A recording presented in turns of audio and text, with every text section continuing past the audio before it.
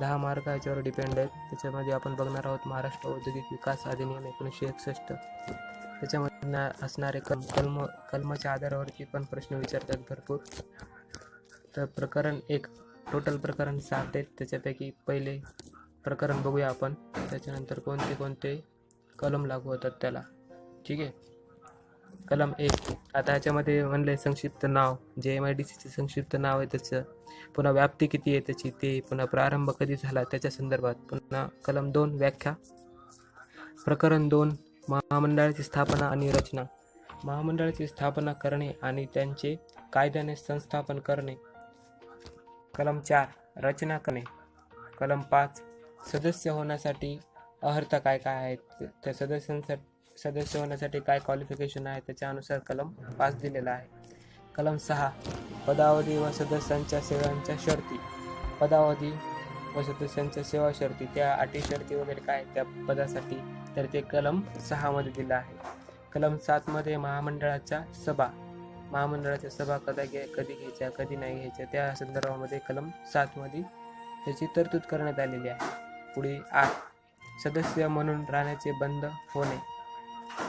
एखाद्या सदस्याने काही काम विचित्र केला असेल तर त्याला कलम 8 अनुसार सदस्य राहण्यापासून बंदी करता येते. कलम 9, रिकाम्या जागा कशा भराव्या. ज्या रिकाम्या जागा असतात त्या पुन्हा भराव्या लागतात भरतीद्वारे. कलम 10, सदस्यांची तात्पुरती अनुपस्थिती. कलम 11, कामकाज निर्दोष व विधिग्राह्य म्हणून गृहीत धरणे. कलम 12, महामंडळाचे अधिकारी व कर्मचारी. कलम 12 अनुसार महामंडळाचे अधिकारी व कर्मचारी. कलम 13, महामंडळाने विवक्षित कर्मचारी वर्ग सामावून घेणे व हा अधिनियम लागू असलेल्या बाबींच्या संबंधातील राज्य शासनाची आबंधने स्वतःकडे घेणे. नंतरचे अनुक्रमिका चालू. प्रकरण 3 बघणार आहोत, त्याचे कलमे आणि त्या कलमानुसार काय तरतूद केलेली आहे. प्रकरण 3, महामंडळाची कामे आणि अधिकार.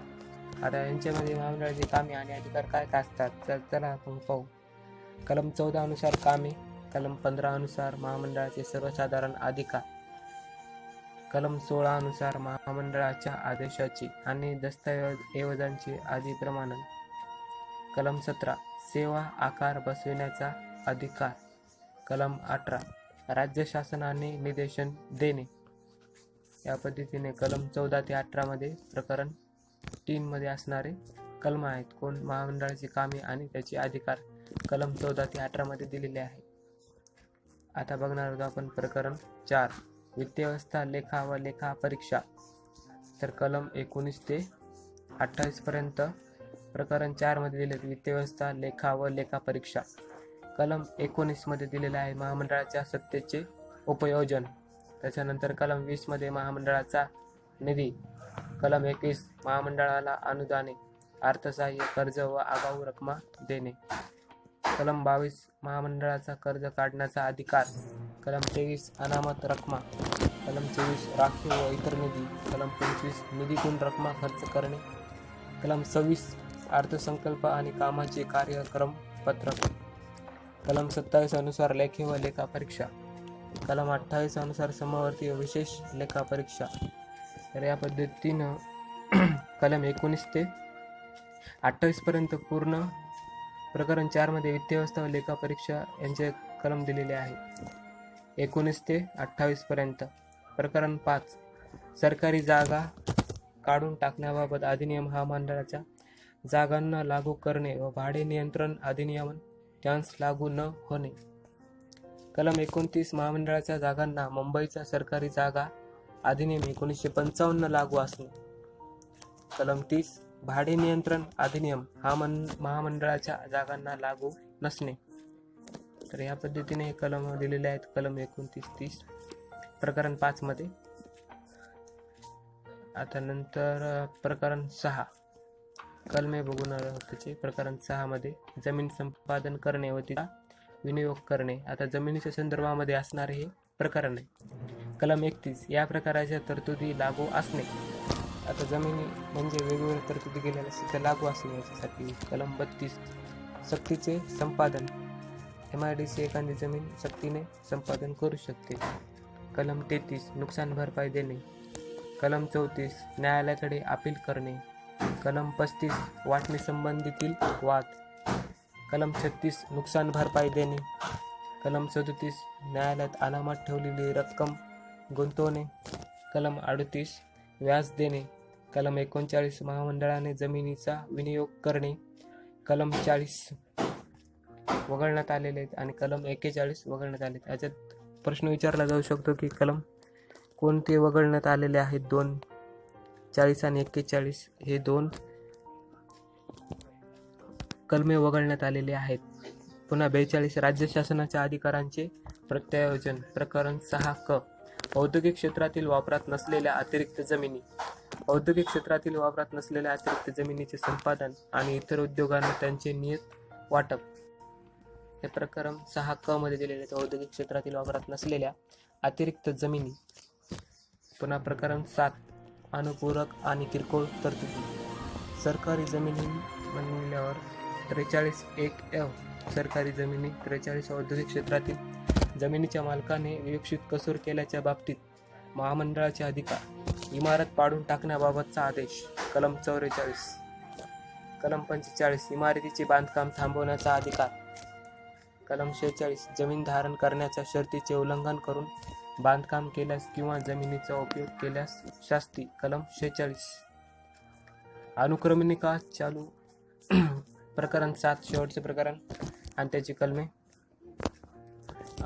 कलम 47 अनुसार नळमार्ग टाकणे इत्यादी बाबत अधिकार.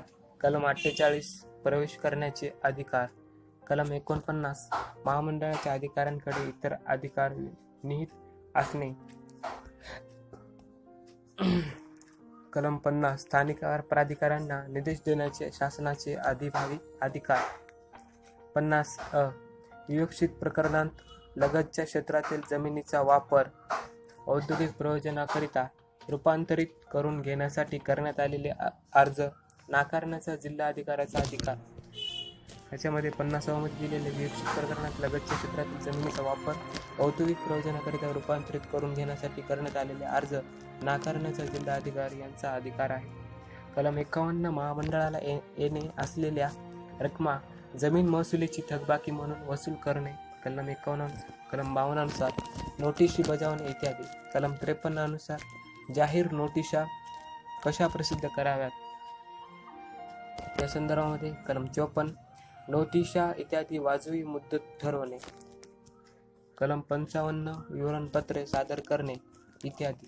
कलम 56 क्षेत्र किंवा वसाहत किंवा तिचा भाग काढून टाकणे. कलम 57 कर्तव्य पार पाडण्यात कसूर. कलम 58 महामंडळाचे विसर्जन. कलम 59 खटला भरण्याचा अधिकार. कलम 60 महामंडळाचे अपराध आपसात मिटवणे. कलम 61 कंपन्यांनी केलेले अपराध. कलम 62 अटकाव केल्याबद्दल शास्ती. कलम 63 नियम करण्याचा अधिकार.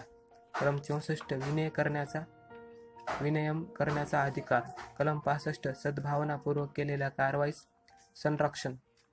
कलम 66 महामंडळाचे सदस्य अधिकारी व कर्मचारी वर्ग हे लोकसेवक असणे. 67 इतर कायद्यांशी विसंगत असलेल्या तरतुदींची परिणामकता. कलम 68 शंका व अडचणी दूर करण्याचा अधिकार. कलम 69 सन 1956 मुंबई अधिनियम क्रमांक 52 याच्या अनुसूची 1 ची सुधारणा करण्याबाबतचा कलम अनुसार 69 दिलेला आहे. त्यानंतर या अशा पद्धतीने 69 कलम आहेत. टोटल बघितले तर आणि प्रकरण 7 आहेत. हे कलम आणि त्याच्यावर आधारित प्रश्न विचारण्याची दाट शक्यता आहे. 1961चा कलम महत्त्वपूर्ण आहे परीक्षेमध्ये येण्याच्या संदर्भानुसार. हे आपण पूर्ण कलम वाचून दाखवलेले आहेत. ते डबल बघा आणि डबल लिहून काढा. त्याच्यामुळे तुमच्या ते कायमस्वरूपी लक्षात राहतील आणि परीक्षेमध्ये मार्क्स पण पडतील. तोपर्यंत जय हिंद, जय महाराष्ट्र.